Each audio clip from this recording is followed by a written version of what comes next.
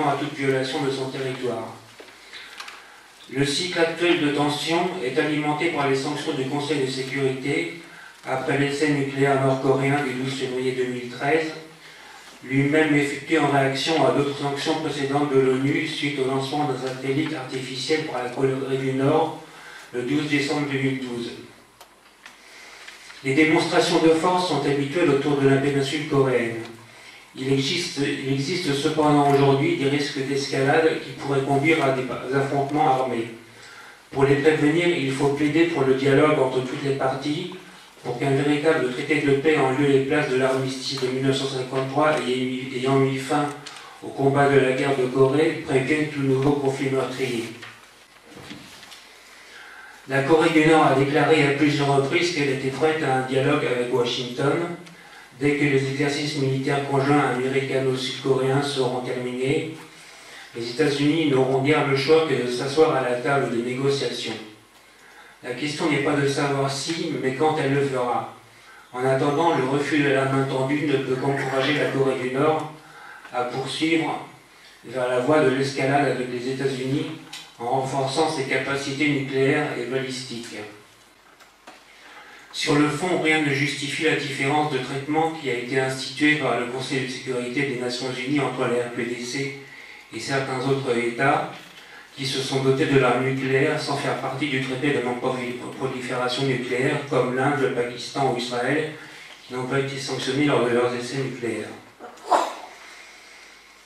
De même, rien ne justifie que la Corée du Nord soit le seul pays au monde dont le programme spatial donne lieu à des sanctions internationales. La petite Corée du Nord a une stratégie permanente, celle de la souveraineté et de l'indépendance, quel que soit le prix. Ils ne veulent pas de servilité volontaire pour se développer plus rapidement, car ils ne seraient plus coréens. Ils veulent garder leur propre système économique et social par une politique alternative à une époque où la mondialisation affecte encore les petits. En cherchant à isoler économiquement la Corée du Nord, les États-Unis ont cessé tous les échanges avec la RPDC, se privant eux-mêmes d'une carte dans les futures négociations. La voie de la contrainte par les sanctions a échoué. Par des négociations, on pourrait atteindre des objectifs réalistes à court terme, suspendre les tirs balistiques et les essais nucléaires nord-coréens, formaliser un principe de non-prolifération et en contrepartie pour Pyongyang négocier des garanties de sécurité, lever l'embargo qu'elle subit depuis si longtemps et obtenir une aide énergétique et diplomatique et alimentaire. Ce que veut la Corée du Nord, ce sont des discussions sérieuses et suivies avec les États-Unis menant à un traité de paix exhaustif. Les pourparlers à 6 pouvaient être interprétés comme allant vers la voie d'une résolution négociée, mais ils ont vécu et une nouvelle forme de dialogue mérite d'être imaginée.